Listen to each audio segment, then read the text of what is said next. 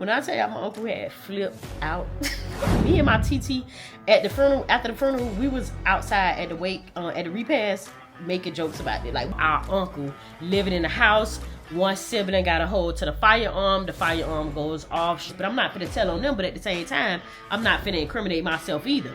She was very big on holding things over my head. So if I did something the first week of school in the 6th grade, I used to love to dance when I was back in the days. I don't know what happened because I ain't got no rhythm now, but back in the days when I was an itty bitty girl, I loved getting out there dude browning. Okay, I'm from Miami. Of course I love to get out there and shake a little tail feather. That boy didn't grow up how I grew up. He don't understand absence from parents. All the time I was trying to understand, and I'm gonna explain to y'all what happened. When I tell y'all we're about to get into some things, Before I get started on this video, I do want to do a disclaimer because I don't want nobody to feel no type of way, but this is a disclaimer.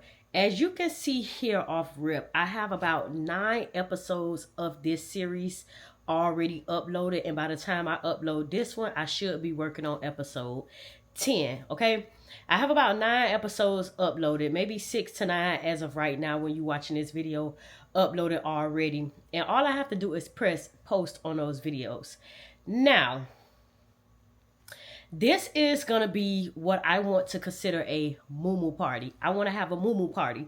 So basically I'm gonna give you guys this series called Criminal Ties, but the only dealio is you gotta have a moo. I want everybody to watch the series in a moo. So it need to be bedtime, cute, right before bed, listening to the story time in your moo as I am right now. As you guys can see, I am in my yellow check engine light moo, so you need to be in yours. Now, to the people that has already purchased a moo from me, I do greatly appreciate it. Y'all know I love y'all. Now, a lot of people has purchased moo and also bundle deals. The bundle deals are on sale right now for $100.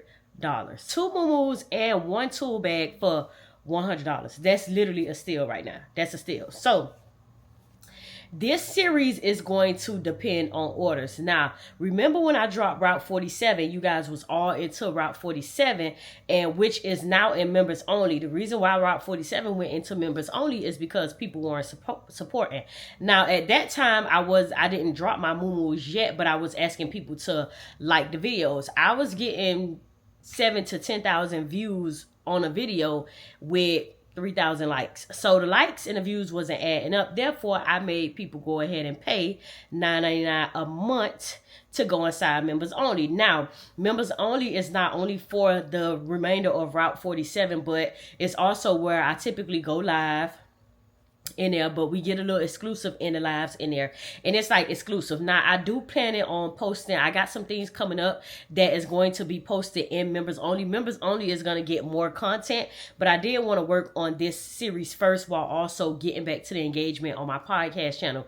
If you aren't already following me, I do have a podcast channel called Table for Two Podcast, where I do go over trending topics and I do talk about things that need to be said and need to be heard, and I tell a lot of my truth over there as I do over here as well. So you're going to want to subscribe to my podcast channel also. But this is kind of like my personal lifestyle channel, story times, vlogs, some other things that I got going on, and my members only is on this channel. Now, to get the links to get inside my members only, you have to DM me on TikTok, or well, not TikTok because I don't check my TikTok DMs. You could DM me on Snapchat, or you could DM me on Instagram preferably, and ask me for the link to the members only if you would like to join the members only. We are going to get back exclusive in the members only. Again, I wanted to catch up on everything that I'm doing over here. I did decide to drop because I know there are some people that couldn't afford the members only tab that did want to get back into the story times, but you gotta like the video.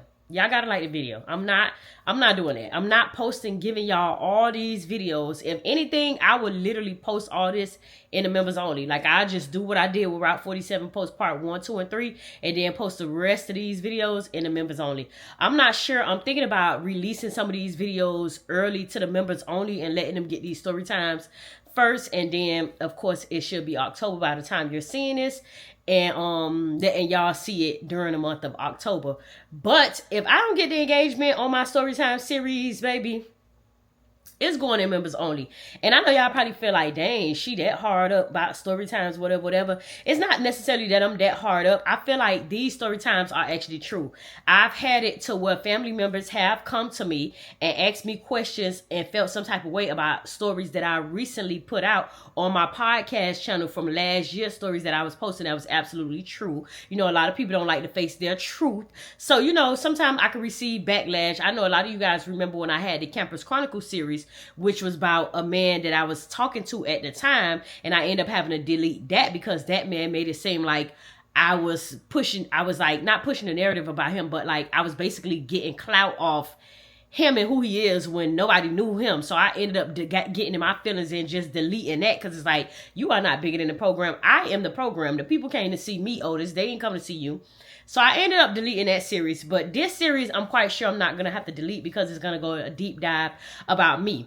But in this series, I am going to be talking about people, men specifically, family members specifically, that I've had encounters with and things that have happened that are absolutely true. If you know, I do not fabricate any of my story times. I tell the absolute truth. So I have to risk receiving backlash, people feeling like I'm talking about them, people feeling like I'm getting clout off their name or telling their story before they could tell their story, you know, things like that. So the least y'all can do is show love. Like, y'all get on YouTube and look at prank videos all day long and like them and get 1 million views on them. You mean to tell me you can't sit and watch a story time series and like, comment, subscribe, share the video, support by a moo? Be for real. Now that we got all that out the way, I did want to mention all that since this is episode 1. I would like to thank everybody that has been overly supportive of me, even the people that are in my members only that has been so patient with me, not even doing a Route 47, but y'all have seen other things and we do go live and talk about other personal things over there. So y'all, you know, that's cute. Like, before I did this story time, I was kind of like going over in my head and writing down notes, trying to do a timeline of things that had happened to me. And, you know, just talking about different things. And I actually cried. I actually just cried before I turned this camera on. I cried and I had to calm myself down. I scrolled TikTok a little bit, but just to calm myself down. Now, lately, I've been into this thing. I know y'all see I've been posting on the podcast channel more because I've been telling myself every day to consume less and produce more. I've been consuming less, so I've been trying to put my phone down and I've been journaling, I've been walking, I'm back eating clean again, back taking my vitamins at Pura Vida. I have stopped talking to men. I don't want to deal with no men right now. I do got a crush on somebody though. I've been had a crush on him, but like, I feel like I'm saving myself until I get him or a man like him. Anyways, I'm thinking about getting me a purity ring. I don't know, no longer desire to have sex right now. So I've been having a lot of things that's been going on the back end, and I've been working with some things with getting my businesses properly structured so that I can work on getting me a podcast studio, making money in my brand. So I've been doing a lot of things, okay? Y'all be patient with me, but I appreciate everybody that is still here every time, because I could get disappear. When I come back, the love is still here, so I got to show the love in return. Okay, so we are going to start this back from birth, from when I was born, right? We're going to take this all the way back, right? So when my mom was about, I think she said 6 to 8 months pregnant with me, she met my stepdad, right? Now, all my mom kids have the same dad except me. I'm my mom's firstborn child and her only living daughter. And I'm her firstborn child. All of her kids, which is 8 kids, have the same father except me, right? So when my mama was about 8 months pregnant with me, I believe that's what she told me, about 8 months pregnant with me, she met my stepfather at the Goombay. Now, if you don't know what the Goombay is a celebration that they have. From my understanding, it was the Bahamians. It was something to celebrate that the Bahamians did to like celebrate their Freedom Day or something like that. I'm not sure, but if you from Miami and you Bahamian and you know the history about the Goombay, go ahead and put it in the comments. But the Goombay was a place where everybody from all cultures would go celebrate. It was like a big ass parade. They would host it in Coconut Grove. So when I was little, the Goombay, we always would go to the Goombay every year. It was a big thing in Miami. So you can even Google the articles about the Goombay. You'll understand more of what the Goombay is, right? So when my mama was pregnant with me, she met my stepdad, which I call my dad, at the Goombay. So of course, once she gave birth to me, which was on April 7th, she already was the next year she already had another child, which was my Irish twin brother, right? That was also born in April from my stepdad, and then so on and so forth. She ended up having another child. And then she ended up having another child. Now, this fourth child that she had was my sister.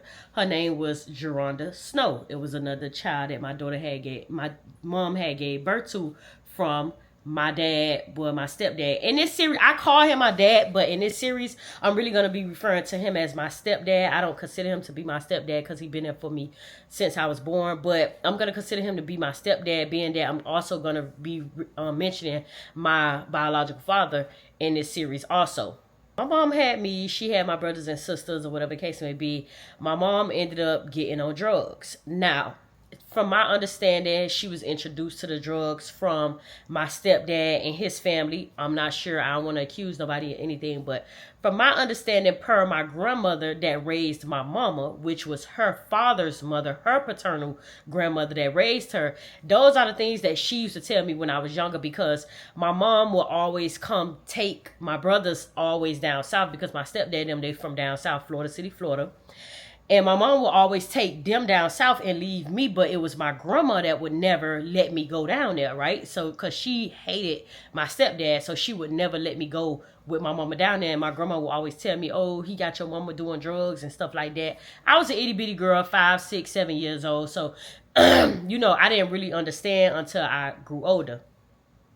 So, one day in 1999, remember, my mom has 4 kids at this time. One day in 1999, one of my siblings ended up unaliving another one of my siblings, which was my sister. Remember, my mom now only living daughter, but she birthed 2 girls, but I'm the only living one. At the time, my sister was 3 years old. We all was back to back, and my sister was the youngest of the bunch, and she was 3 years old at the time. So I'm not gonna get into the story, because the sibling that unalived my sister, this sibling doesn't like go to therapy and counseling and stuff like that. This sibling actually had other tragic events happen to them in their life. So I don't want to get into what happened, because I want to respect I want to respect this sibling's privacy, because I'm in the world and in social media, and I could take constructive criticism, any type of criticism. Like, I'm used to people talking about me. I'm used to people seeing me and saying certain things I'm used to that this sibling may not be used to. So I don't want to get into like the full details of what happened. Long story short, a firearm was found in the house. My mom had her dope dealer, which we used to call our uncle, living in the house. One sibling got a hold to the firearm. The firearm goes off, striking and hitting my sister in the chest, and boom, she ended up passing away.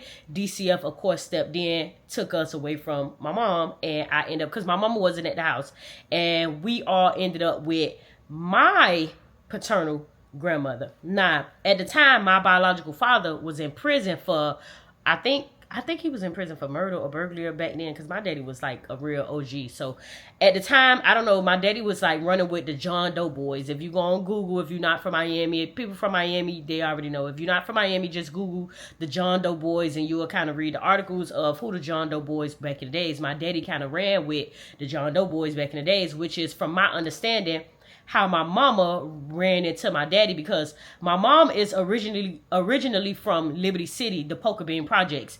My grandma had a house on 60th, on the corner of 60th and 13th, where my mama grew up in. But my mama, who I'm named after, my grandma D, and my granddaddy stayed in the projects. But my grandma, which is my granddaddy mama, stayed on 60th and 13th, which is across the street from the projects. So my mama is originally from the heart of Liberty City. Like what y'all see on First 48, the Poker Bean Projects, that's where my mama from. And the John Doe boys was a big thing back then in the projects. And my dad was in the projects, although my daddy is from Robin Hood. My daddy is from the hood. He not from, but somehow he ended up in the city running with the John Doe boys and all them. And they already had cliques and stuff in the hood too. So, well, as you get into the story, you'll see, because I ended up being in the Poker Beans back in the days too. After we get take from my mom, we goes to my grandma. Now, My grandma at the time was working for the Department of Children and Family, which she has now retired from.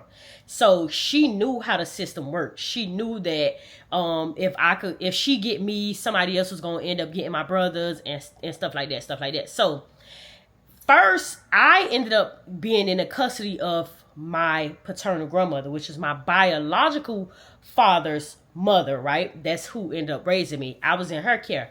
My brothers went to my maternal grandmother, the lady D, who I'm named after, and they ended up being in her care.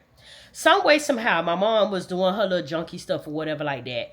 My mom and my grandma ended up getting into it. My mama ended up calling DCF saying that my grandmother D, my maternal grandmother, was abusing my brothers. So allegedly my grandma was supposed to be beating my brothers them all the time, whooping them a lot and stuff like that, or whatever the case may be. So they end up I later on talked to my grandma. My grandma said a lot of this stuff wasn't true. Some things my brothers did confirm, some of them they did deny, but nevertheless DCF ended up taking my brothers from my grandma, and that's how they ended up being raised with me. They ended up taking them from my maternal grandmother. After the situation happened with my sister, they ended up taking them from my maternal grandmother, and then they ended up over in the hood with me and my paternal family, right?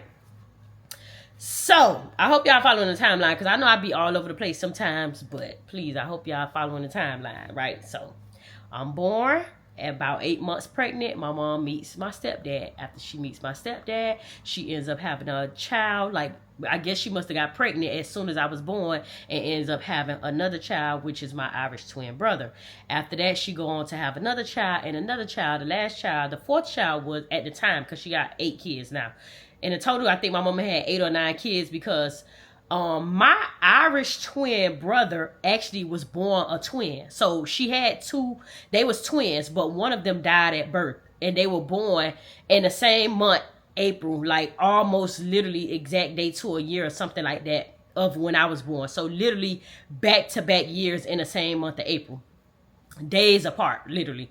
And my brother, who was my Irish twin brother, was literally born a twin already, but the twin passed away at birth.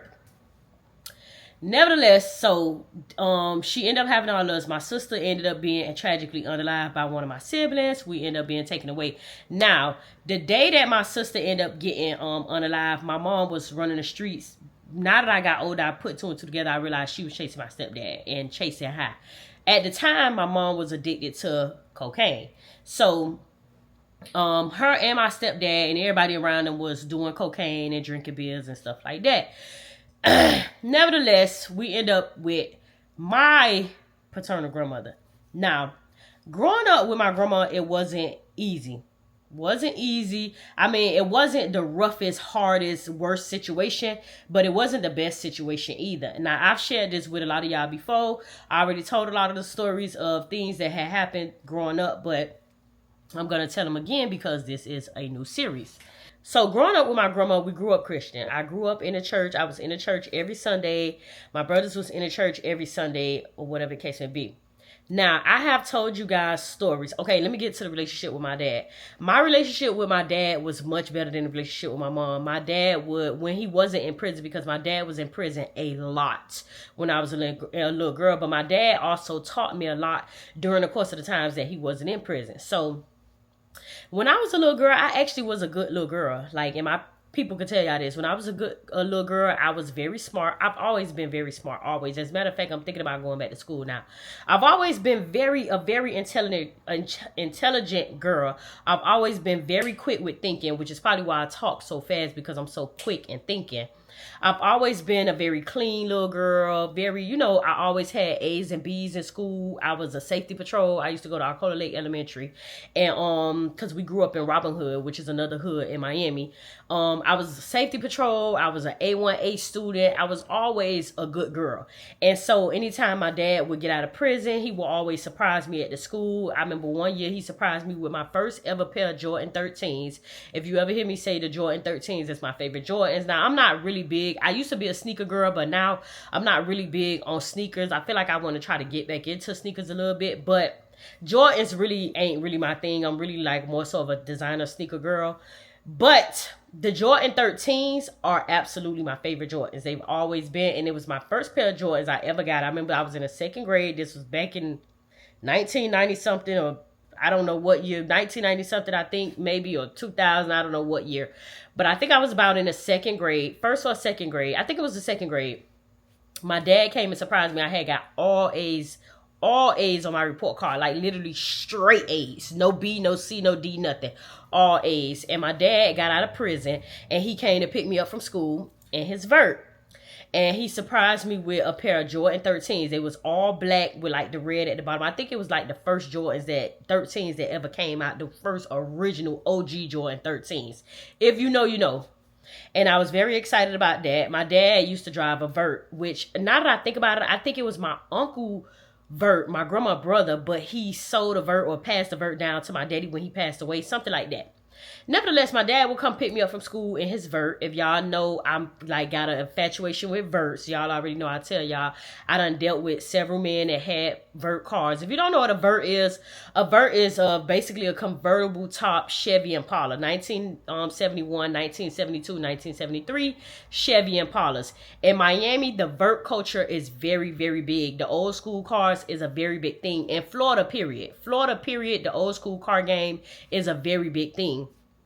So, but in Miami, it's like, I think it's really, really big in Miami. Like Miami, Dade County, Miami, Broward County and stuff like that. The old school vert culture and the dunk culture, what they call the dunks and the verts, is a really big thing. My dad had one. He would come pick me up from school and things like that. I remember another time, I think I was about in the third grade. My dad had came and picked me up from school and he took me. At this time I was a safety patrol and I also had got all A's. I think I had got like a couple of B's. I remember one year I was student of the month. I used to get student of the month. I was a safety patrol. I really was a sweet little girl. Like I was really a good little girl. And my dad picked me up and he took me to get a fish. I'll never forget. He picked me up with this man. This man he picked me up with, we gonna get into him later. But it was his homeboy at the time, but I don't really feel him like that. But he never did nothing to me, but I don't know, the older I got and started seeing stuff for myself, I really feel like he was kind of creep, kind of like a snake. Nevertheless, I remember him and this man who was his homeboy at the time had came and picked me up in the vert. They was in the verts. My dad was in the vert and the man was in his vert and we rode back to back and we went to this place. I don't know if it was like a flea market or something, and they had fish tanks everywhere and I was so amused. Like I was so happy. It was like I was in heaven. I love fish tanks. I actually was thinking about getting me a fish tank in here, but I love fish tanks. I don't know why. I just feel like I want to get me a boyfriend and my boyfriend buy me a fish tank. Like, I don't know. I supposed to got a fish tank in my last place, but I never even got it, and I was supposed to get it. But nonetheless, I love fish tanks. So if you my man and you watching this and you trying to learn some things about me, go buy me a fish tank. So I remember my dad had took me to get a fish because I was being good and stuff like that. So my relationship with my dad was kind of good. One thing I can say about my dad was a player. So I've never seen my dad in like a full relation. Well, he was married. I'm sorry, I'm lying. But growing up, my dad always had me around different women. So, and mind you, my daddy got kids. Me and my sister born in the same year. He had 2 kids before us that was down there like born in the same year. My dad, I have a 15-year-old child and a 15-year-old little sister right now. Papa was a Rolling Stone, okay? Papa was a Rolling Stone, but he was good. I would like to say that I was my dad's favorite child, but it might have been a tie between me and my sister that's born at the same time as me. But I would like to say I was his favorite child. All right. So also, let me tell y'all about this story too. So I can try to give y'all a little backstory because this is a whole series. When my sister was tragically unalived, I don't want to cry. I just cried so I could start this and now I'm about to cry again. When my sister was unalived, this happened in Florida City, Florida, 1999. When my sister was unalived, I remember I tried to tell this story on TikTok before I got famous, and somebody commented, and it was like, oh my God, I used to live by y'all as a girl. I think she said she had a sister. I don't know if she gonna happen to run across my YouTube channel, but I never followed that girl and figured out who she was. But she had ended up writing me. She was like, did this happen such and such and such by the tracks? And I was like, yeah. She was like, oh my God, I remember that happened. I remember hearing the gunshot. I always wonder what happened to y'all. I remember y'all. So this is a true story. I won't make up no shit like this anyways. But Well, my sister was tragically unalive, and we had my sister's funeral. When I was a little girl, they set all us in the front row, all the siblings in the front row, and I remember looking at the casket. It was a white casket. She had on a white dress. She was so chocolate and dark like me. And I remember them having the makeup on her and everything. And I just sat there because I was a kid myself, 6, 7 years old. And I couldn't really, fathom what was going on in the time. Like, I couldn't really process what was happening at the time. And as I sat and I looked at the casket, I remember it was roses everywhere. I said I wasn't going to cry. I literally cried before I did this, so I won't cry. But this is, like a sign of relief for me, so I'm just going to do it anyway. So I remember looking at the casket and it was roses everywhere. Specifically red roses. It was roses, like roses on the floor, roses standing up. The casket was full of roses. It was news reporters everywhere. And I remember sitting on the front row, and I remember my auntie had came up to me and grabbed me. I wasn't really crying because I was lost. I was trying to really process what was happening. It was like I was in shock that, I was thinking about the moments. I was just thinking about everything. So I kind of really couldn't process what was happening. But I remember roses. That's one thing I could never forget. That's like her laying there on her back. The little binoculars that they had in her head. White dress, white casket. Never forget the day. And so, to this day, I don't like roses. So, I'm not like, I like flowers, but I like these flowers called calla lily flowers. And the reason I like calla lily flowers is because calla lily, yellow is my favorite color. That's why I always ask you guys to put a yellow heart in the comments. Because yellow is my favorite color because it symbolizes brightness, more of life for me. So that's why I like calla lily flowers, specifically the yellow ones. And I don't like roses because it's just a symbolism of death for me. And then I think that being that in that moment I couldn't process what was happening, the older I got, the roses was more of a realization for me. Like, she died. So roses just put me in like red, green, like that. It just put me in the mind of death. Now, if I do receive flowers like roses or whatever the case may be, I would prefer them to be very bright colors, white roses, yellow roses. But I do prefer lilies. Rose is a big thing, but I'm not really a rose girl, and that's why. Also, like I said, y'all see why I like Jordan 13s. Y'all see why I like the fish tanks and everything like that. I'm just trying to give y'all a whole backstory on, what I came from, because this is a series. Now, and this series is basically leading y'all into criminal ties and how I found out, how I got an infatuation with dope boys or dope men or drug dealers and how I started dating them and, my background and where I came from. And this situation right here is really like a horror story too. So since it's October and this is when we're dropping this all is horror for me, okay? So I didn't really have a relationship with my mom because my mom was always chasing men. Well, my stepdad really, who she ended up marrying. My mom was always chasing my stepdad, and my dad was always in jail. But when he wasn't in jail, we had a relationship. During the course of this time, when I was a young girl, I was living, I grew up with my grandma, back to the way I grew up over there. So, I was a good girl growing up. I would always clean up the house. Very clean girl. Always clean up the house. I would fight my sister because she wasn't clean. And I would tell my grandma that I wasn't her maid. And my grandma to this day always make jokes about the way that I was so clean and my sister was junky. And I would be like, I'm not her maid. Stuff like that. So when I was younger, I remember, oh God.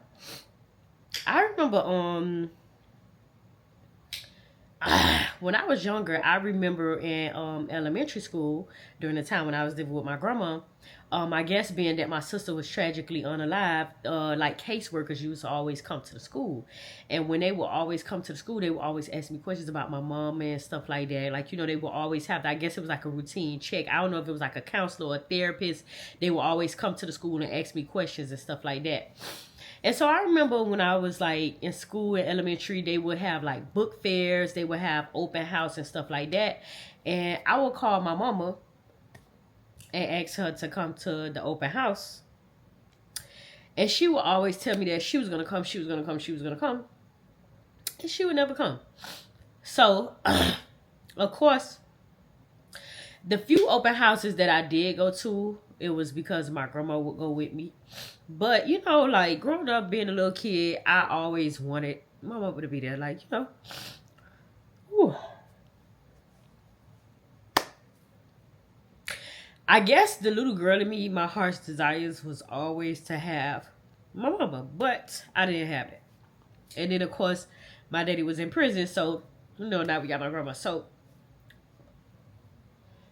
yeah, I don't want to too much speak for my siblings because I feel like their story is their story to tell. And I don't know if one day they might want to get up on YouTube and tell their story. So I'm not going to speak too much for them. In this series, I'm just going to be specifically speaking on me and the emotions and the things that I felt growing up. My brothers experienced some things too. But like, yeah, I don't want to speak for them. This is going to be about me because this is my story. And I can take any backlash or anything that people give me or, you know, any support that people give me.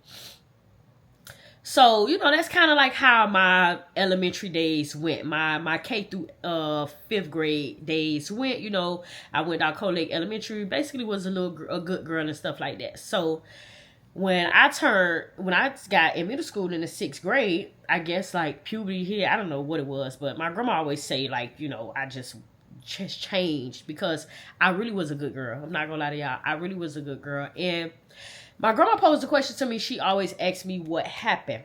And, you know, for a long time, I was trying to understand. And I'm going to explain to y'all what happened.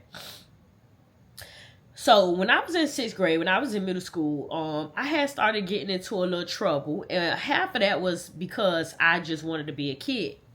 Now, when I was in 6th grade, I couldn't really do stuff. I'm trying to pull myself together. I couldn't really do normal stuff that 6th graders was doing. So, I had a childhood best friend by the name of Twin. I already told y'all about Twin. And I had some other friends, Gabby, Brittany, Quilla. Girl, it was a lot of us. We had a little clique. It was a lot. We all was friends. And I grew up in Robert Hood. So, everybody in the hood after school, they would go to like the after care program at the park, Cold Lake Park. People would be playing basketball. Even y'all know my childhood best friend, Mari, also. They would go hit the pool at the park, you know, doing regular little school stuff that kids would do or whatever like that. They would play basketball at the park. They'd be having little fights at the park. They played baseball. They was in the after school programs and stuff like that. So, you know, when I got in 6th grade and stuff, I had started to wanting to do activities. Now, my grandma at the time, my grandma who was raising me, my paternal grandmother, she was in school. She was working for the Department of Children and Families, and she was also in school to get her master's degree. So a lot of things she had restricted me of doing, which she has since apologized. You know, she restricted me of doing a lot of things because someone had needed to be there to help with my grandma, which was my great grandma, which was her mother, right? So it was kind of as if they stripped my childhood from me so everybody else around could do whatever it was that they needed to do without realizing that I was just a kid. So when I was about, when I was like in the 6th grade, I would never be able to do stuff. And then, so I started acting out a little bit, but it wasn't like unusual. It wasn't like crazy. One crazy thing that I did do though, I was in 6th grade. I never forget. I was in 6th grade. I was friends with this girl named Kiki, who is now a police officer, so I hear. And another girl named Chanel, who lost her mind. She got a hold of some bad dope, and she ain't been right ever since. But them two used to go to the after school program at the school, and they had jumped somebody, but me and them used to hang tight. So being that they had deemed me to be a ringleader at the school, they had accused me of fighting a girl too. They had put me in it, so they called all us in the office. And I'm like, I ain't fighting nobody. I knew I wasn't gonna get in trouble because I don't go to the after school program. How the hell y'all gonna put me in there? I don't even go to the after school program, right? So I'm sitting on the block. This middle school I used to go to was Madison Middle School. Now in 6th grade they had the 6th grade principal, 7th grade principal, and the 8th grade principal. It wasn't like one school principal. It was grade level principals. So the 6th grade principal at the time, they had called me into her office, and I'll never forget. I was playing with this cube thing, the little cube block thing. I was playing with the cube block, and the lady, I guess she was getting mad because I was sitting there. I was a tomboy also. I was sitting there, my legs open in the chair, playing with the block. I ain't care because I'm already knowing I ain't finna get in trouble because I ain't do nothing. This lady gets up. Mind y'all, I've always been a fighter. I've been a fighter my whole life. They tell me it's the Aries in me. My birthday is April 7th. I don't know, girl. But I've been a fighter my whole life. But this particular time, I really wasn't trying to do nothing to this lady. This was this lady's desk, right? Her desk was here. She had 2 chairs in front of her desk, and she sat behind the desk. So she was talking to us, and I was being mannish, ignoring her. I'm just like, girl, I know you ain't talking to me. I know you ain't talking to me because I already think you look stupid by calling me in here to goddamn gonna suspend me when I ain't had nothing to do with this. But I'm not finna tell on them. But at the same time, I'm not finna incriminate myself either. So anyways, this lady ended up jumping across the desk to snatch the cube out my hand. The little cube, you know the cube, what you match the colors, the cube ball thing. She ended up jumping across to snatch it out my hand. And when she do that, I'm thinking this lady finna hit me. I don't know why I'm so traumatized. I'm thinking this lady finna hit me. So I jumps up and swing on her. I'm talking about caught this lady in the cheek. Boom, and I'm like, B, I'm calling her B. I'm like, B, but it was just a quick reflection. It really, to this day, I still stand on it. If I do anything, I'll tell y'all, I wouldn't hit her ass. No, I really didn't mean to hit this lady. It was just a quick reaction because she jumped up and reached across the desk to snatch it so fast. I'm thinking she finna hit me, so I done, bop, hold up, nah, you tripping, So I done swung on the lady, the officer of the school police at the time, Officer JP. If you went to Madison Middle School, you know who Officer JP is. He ended up getting fired because he ended up being a crooked cop. And I'm glad his ass got fired because that bitch used to always take me to jail out of nowhere. I remember one time I was in the crowd, these girls was fighting. That bitch pulled up to the crowd after school. We all had walked home. He gonna pull up to the crowd and jumped out the car, and I swear to God, came straight and grabbed me. And I wasn't even fighting the hoes. I was so mad, but his ass ended up getting fired for, I don't know what he was, smoking dope or selling dope or bringing dope to the schoolhouse. Something he was doing illegal, and he ended up getting fired, okay? But at the time, Officer JP had came. I remember he came in there, and he jacked me up. And when he jacked me up, I started kicking him because, I don't know, but just don't touch me. Don't touch me. The lady, it's palm color people, they going off, they trying to act like they doing this and doing that. So when he ended up putting me in the back of the police car, I started spitting on the window. I'm in the cuffs, but I'm spitting on the window. I'm mad, I'm going off, I'm kicking the back of the chair, I'm spitting on the window. Nevertheless, I end up getting Baker acted. Now, Baker acted in Miami, Florida. If you don't know, Baker acted is what they it's something where it's a 72-hour hold. In Florida, it's the Baker Act law, whatever it's called, where if they feel like you're a threat to yourself or anybody around you, they put you in a mental hospital for 72 hours until calm down. If they feel like they need to medicate you or whatever like that, they'll do that. I ended up getting Baker acted, girl. Mind you, I'm in the 6th grade. I don't know nothing what's going on. I don't know nothing about this, girl. This is my first time going to jail. My first time getting Baker at. This is my first time swinging on a school. It's not my first time having a fight in the 6th grade, but it was the first time something like this had happened. I was well off in the 6th grade already. So, girl, I don't know nothing that's going on. Of course, my grandma know all about this because not only do she work with these type of kids, she deal with these kids on a daily basis. So now I'm at the school acting all out. So I ended up going to getting Baker acted. My grandma ended up having to come get me. And I told her the story, what happened. I was honest, and I told her they was trying to get me in trouble. It had nothing to do with me. And I thought the lady was finna hit me. I was being real straight up honest with my grandma. I really thought this lady was finna hit me. Nevertheless, of course, I had got on punishment for this or whatever the case may be. Now, as a kid, it wasn't like I could do anything anyways. I wasn't a normal kid that was going around and, I could read my books, or not read my books. I could go out with other kids, going outside and stuff like that. I spent my whole elementary, like fourth, fifth, and sixth grade, literally taking care of my grandma, like taking care of my grandma as if I was a nursing aide, like I went to school for this. I spent all that time changing my grandma pampers, taking her to the bathroom, feeding her, wiping her mouth, washing her hands. My great grandmother, my paternal grandma, my daddy mama, my great grandma, God bless the dead.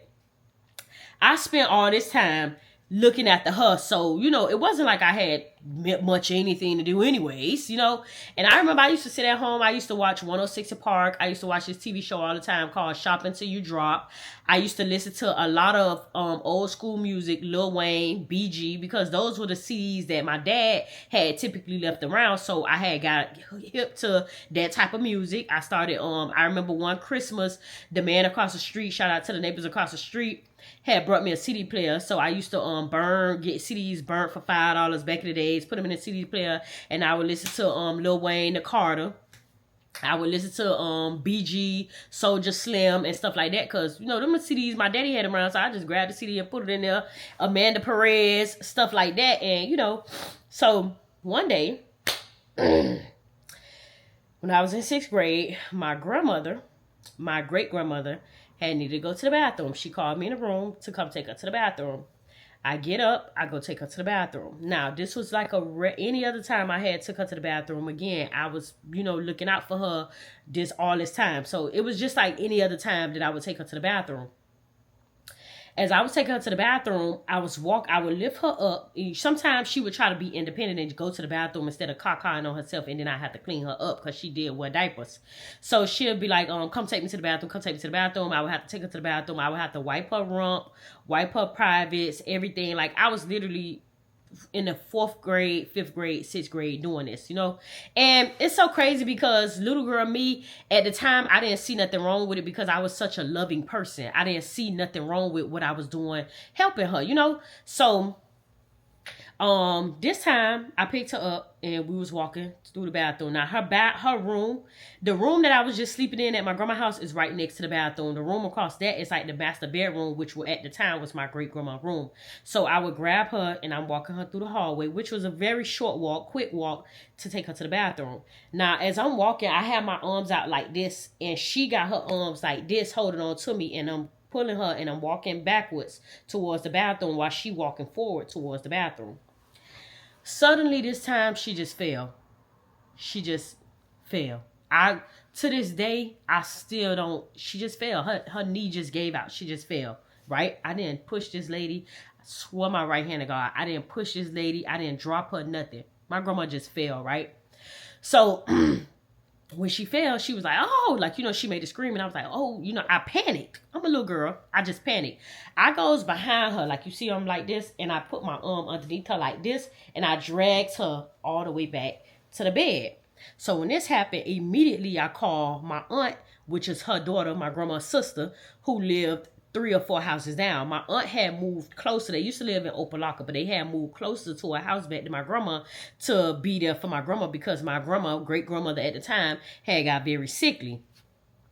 So, but my aunt was married and a pastor at the church. My uncle was a pastor, her husband, and they had a bunch of kids, which is, y'all know my cousin Rocky. They mama, it was about 13 of them in the house. They lived in a big old house, like a couple of houses down. It was about 13 or 14 of them in the house every day. So they had a big old family down there doing their own thing anyways, okay?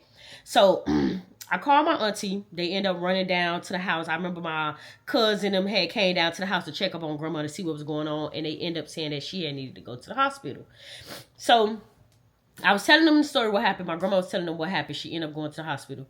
So one day we goes to the hospital to see my grandma.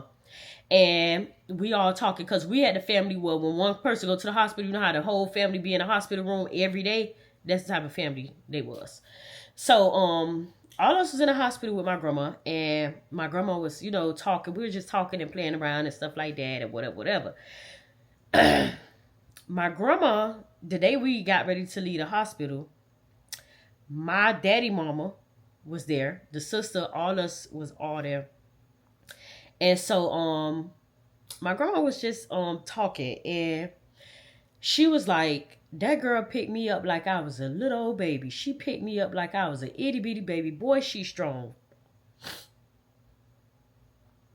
I'm trying not to cry. I'm aggravated.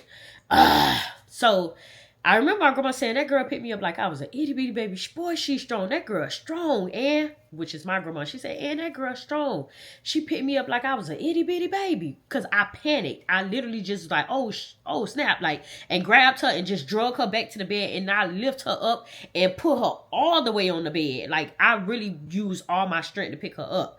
So we all chilled at the hospital. When we got ready to leave, everybody left out. Me and my grandma, Ann, was walking out at the same time. And my grandma, which is my great grandma, had said something to my daddy mama. And my daddy mama, my grandma was like, what you saying, Ma?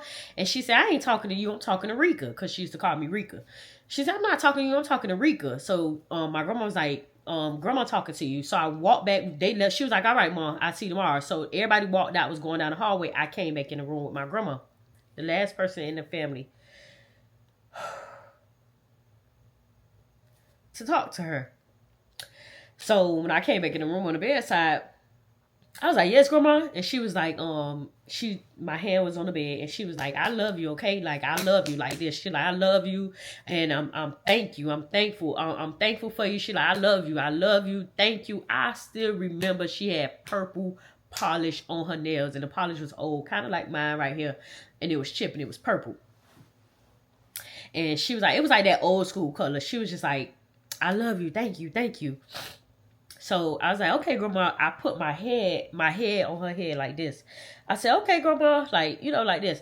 Okay, grandma, love you. I'll see you tomorrow. She said, okay, I'll see you tomorrow. So when I left out, I went to go catch up with my grandma. I was like, speed walking. I remember I had on my uniform and everything. I'll never forget this. And I told my grandma, I said, grandma just said she loved me and thank you. She just said thank you and she loved me. And my grandma was like, oh, yeah, okay, that's good. We left the hospital. Next day, I go to school. I get out of school. I come home. My auntie Titi, who I call a twin, a lot of y'all know her as twin. My auntie Titi, when I walked in the door, she was like, she was cleaning up the house, vacuuming the floor. She was like, Drika, I need you to do this and do that. You're going to have to do this and do that because grandma died and some people going to come over here. So at the time, my great grandma mom was living as well, but was also sickly. We had thought that she was the one that was going to pass first, like my great grandmother's mother. So my great great grandma was also living. So I'm like, oh, Grandma Lola died? And she said, no, Grandma Shirley.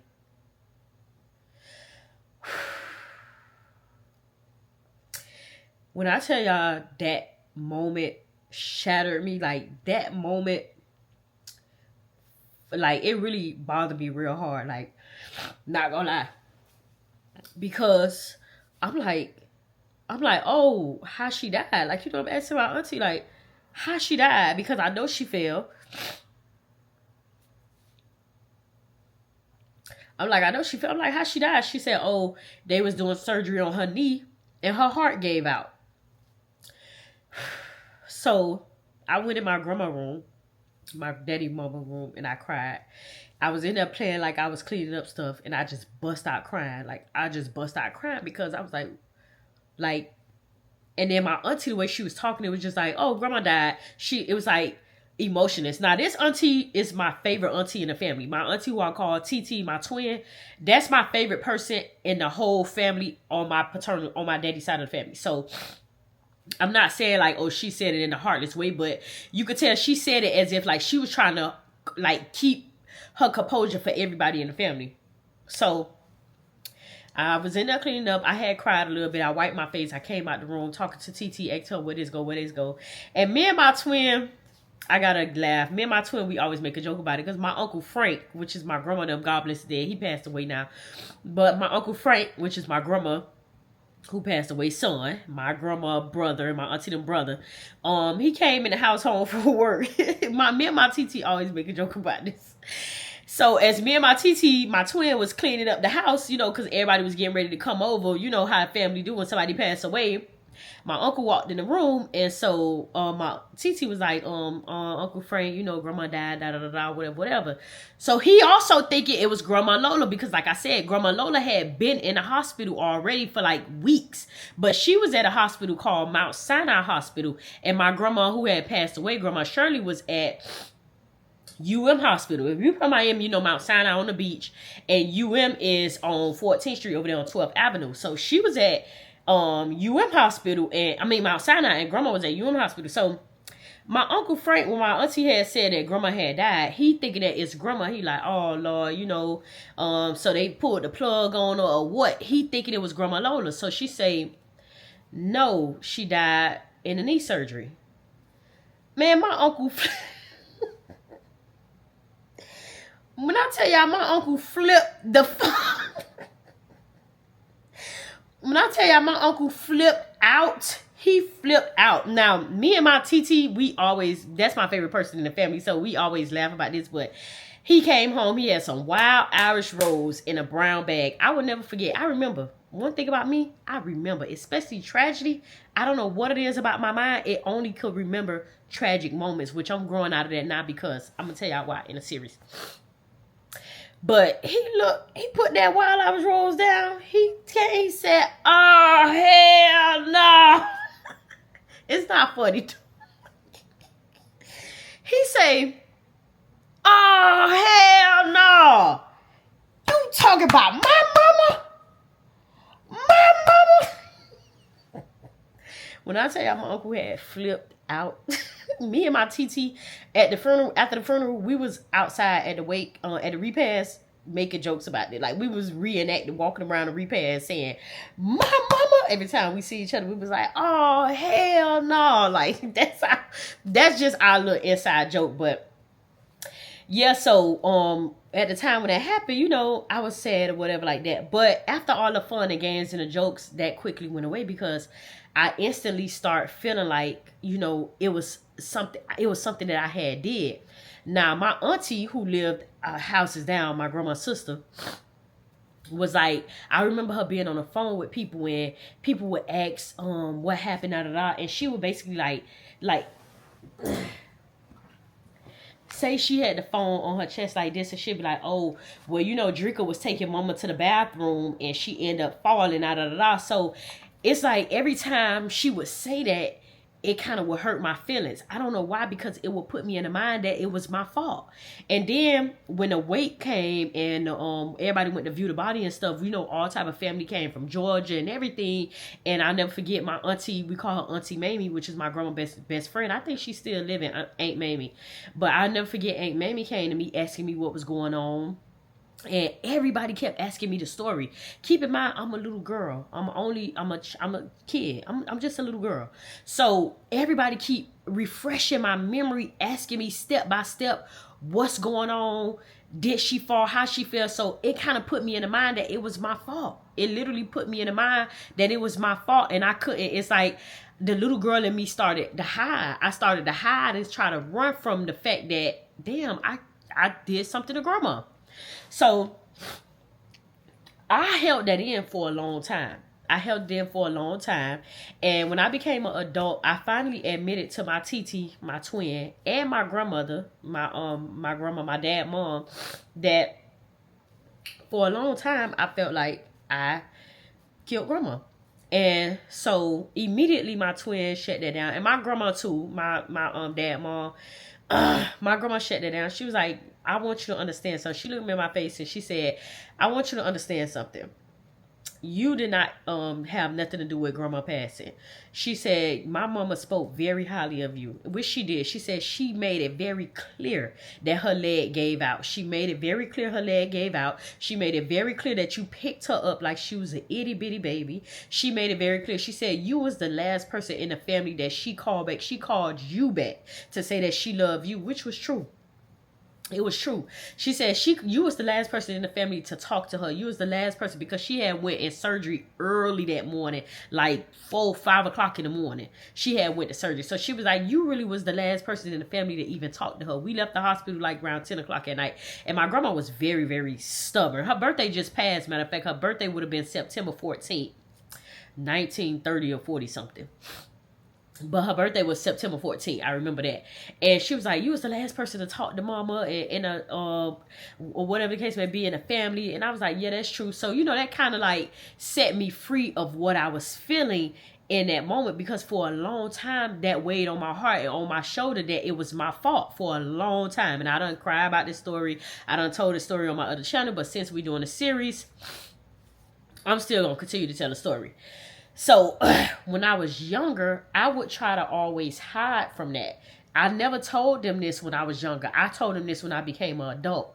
But when I was younger, it was like something that I would always feel very shameful about. Like it shamed me. It made me feel like a bad person. It made me feel nasty. Like it was just something that made me feel so bad. After all this happened, now, you know, my childhood was kind of stripped away because I had to take care of my grandma. When my grandma ended up passing away, I ended up, you know, still trying to do certain things and whatever like that. But my grandmother, which was the one who reassured me that I did not have nothing to do with her mom passing away, my great grandma, she worked for the Department of Children and Families. So as we got older, we held these conversations and we held each other accountable. And she explained to me that, you know, being in the job field that she was in, she's seen a lot of things. So a lot of things she was very skeptical about. But I also had to tell her, like, certain things. My grandma wouldn't even let my friends come over. Like, she wouldn't let my friends come over. I couldn't be with them. They couldn't be with me. It was almost like she was isolating me from the world. And so, you know, I really didn't like that. I didn't like it. And so my grandma was also the type of person where, let's just say a field trip would come up, or school activities would come up. I would want to join an activity at the school, dancing. I used to love to dance when I was back in the days. I don't know what happened because I ain't got no rhythm now, but back in the days when I was an itty bitty girl, I loved getting out there doodle browning. Okay, I'm from Miami. Of course I love to get out there and shake a little tail feather. So I used to want to join dance groups and stuff like that. Remember I told y'all I was dancing for the dance group called Diamond Divas when I told y'all about the video with the whole Amoy thing and how I fell in love with drag queens and stuff like that. And I was dancing for Diamond Divas, you know, like when I was dancing for the dance group, I used to go to practice because I didn't have to watch my grandma no more. So I used to walk to Arcola Lake Park and go to the practice, have to sneak and do that. And I was best friends with this boy named Lamont back then. We shared the same birthday. We still cool. We still talk a lot. And we used to go to practice. He used to always want me to dance for the dance team because I used to really eat them up. So we would go, I would dance for the dance team, and the dance team would have shows. So I would ask my grandma, like, oh, can you buy me something? Because say we'll have to wear some white forces, a white tank top, and some cargo pants. And I would ask my grandma, like, hey, we got a dance show this week. And she would be like, who these dance team is, who these people, and all this and all that. I don't know these people. I'm not buying that because I don't know these people. Keep in mind, my grandma wasn't the type to say, okay, well, let me take you over here to the park so I can meet these people. Let me see who these people is. You get what I'm saying? She never did that. And that I had to hold her accountable for, because you never tried to show any interest in anything that I had going on. Instead, what she would do was say, oh, well, you got to show me, you got to pull up your grades. So I don't know, because what you did with getting Baker at that, I don't think that's the type of behavior of somebody that needs to be dancing. That's the type of stuff that she would do. The older I got, I just realized that my grandma could be kind of selfish. No shade. And I done told her this too. She probably will see this. One of her friends might be watching. She is kind of selfish. She is kind of selfish. She is kind of, you know, back then everything was church. Get my nails done for church. I need to get my hair done for church. I got to go out to eat with my friends after church at the first Sunday and all that. She didn't show the type of mother that I am. Wasn't the type of grandmother that I wish she had been, you know. And maybe it was meant to be like that, because now I feel like the type of mother that I am, I'm raising a young black male that's growing up in Miami, okay, going to a predominantly black school that has never even been suspended from school. Ever. Never had a fight. We be picking on him trying to figure out, do he know how to fight? He never had a fight. He don't get into trouble. The most he do is get calls home for being the class clown maybe, or being lazy on his work. You know, having his lazy moments because he's so goddamn spoiled. He be on road a dirt bike all weekend, get to school Monday and Tuesday and be tired as I don't know what. You know, stuff like that. But everybody know Pulu. Pulu is not a bad kid whatsoever. Pulu has never been, he don't get suspended from school. He don't do none of that kaflum. He don't smoke no weed. He don't drink no liquor. 15 years old, and he don't do none of that. He don't know what juvenile is. When he hear these stories, he be looking at me like, mommy. But he do have his father also. He got his father in his life. His father been in his life since day one. So that could play a big role. But A lot of things with my kid, I don't like. I show interest in anything that he showed interest in. So a lot of y'all know he like dirt bikes. One thing that I aspire to do is to always, try to figure him out so that I can try to show him the proper love and support as a mom. So like, for example, with the dirt bikes, I actually learned how to ride a dirt bike. I actually ride his dirt bikes, or have rode his dirt bikes in the past, because I want to know what it is that you like so much about this sport. I want to figure it out. Who is these people? I want to know everything I can know about you, and I want to love you the best way I know how. I don't never want you to feel unloved and unworthy. I don't never want you to feel like I was never there for you before. So back then, I'm thinking about this story. I'm going to tell you this story right quick. Pulu played basketball also. One day, Pulu was at a basketball game, and I told this story before, but one day he was at a basketball game, and I had went to go get food because we used to feed the kids at the basketball game. So I had went to go get some Chinese food for the kids to bring to the court. And when I went, the people at the Chinese place was taking a long time. So he kept calling. Like, this boy called me like 5 times. Mommy, where you at? I'm at the Chinese restaurant. Mommy, where you at? I was going to get the food. I'm here now. He keep calling. So the last time he called, I got snappy. I was like, Pulu, why you keep calling me? I just told you I'm coming. Like, what you keep calling me for? I'm coming. Like that. And when I hung up the phone, God convicted me in that moment, because he quickly reminded me, this is something that you said you did not want to be. And I'm like, huh? You did not want to be an absentee parent. The issue in that moment, what I had to realize is that boy didn't grow up how I grew up. He don't understand absence from parents. He always had his mama. He always had his daddy. And that's something that I've always wanted for my children. And so in that moment, I had to repent. I was like, you know what, God, forgive me. Forgive me, because I'm so and feisty, and I have to realize this boy is not me. I grew up okay, if I don't see my mama, I don't got to call, because she ain't gonna come, and I'm knowing that she ain't gonna come, and it's safe. My brain is already wired, and it's a safety tactic for my brain to understand that no one is gonna show up for me the way my mama wasn't there. My grandma didn't invest in things that I wanted to do, dancing and stuff like that in the moment. So it's like, this kid not used to that. It's foreign for him not to see his mama at his game. He like, mommy, the game about to start. The game about to start. Where you at? I have never missed since he played sports, not a football game, a basketball game, not dirt bike, motocross, and nothing that he's ever done, I've missed. So that was foreign to him, and I had to ask for forgiveness. And even when I got there, I had to explain to him when the game was over to forgive me for what had happened. I said, I'm so sorry, because you just used to me being there, and that's why you kept calling. It wasn't that. And I broke it down to him, and he shook his head. He was like, yeah, like he agreed. He like, yeah. And mind you, this happened, I think, when he was in 6th grade. I think he was in the 6th grade when this happened. And so I had to ask for forgiveness or whatever. But nevertheless, when I danced for that dance group, I would tell my grandma that, I need cargo shorts this week. Cause say the girls would wear pink shorts and a pink top, and they would get their shirt spray painted. So you would have to turn your money in to get the top spray painted, or to get the shoes spray painted, or whatever. Everybody would have to have what they had in a ponytail. So every time I would have to come home to tell my grandma what I needed for the week, she would always be like, oh, well, I ain't buying that stuff. And my grandma was very big on holding things over my head. Another thing that I don't do with my children. She was very big on holding things over my head. So if I did something the first week of school in the 6th grade, the last week of school, I can't go on the field trip because of what I did the first week of school in the 6th grade. Now that I got older, I'm still in my feelings about it. So I feel like the reason why she did not do that type of stuff is because her money was her money. I feel like she used to use the state money to do whatever it was. Put a roof over my head, pay the light bill and stuff like that. And anything extra that she made went into what she wanted to do, and her church expenses with her church people. That's how I feel. I said it to her. She said it's not true. That's how I feel.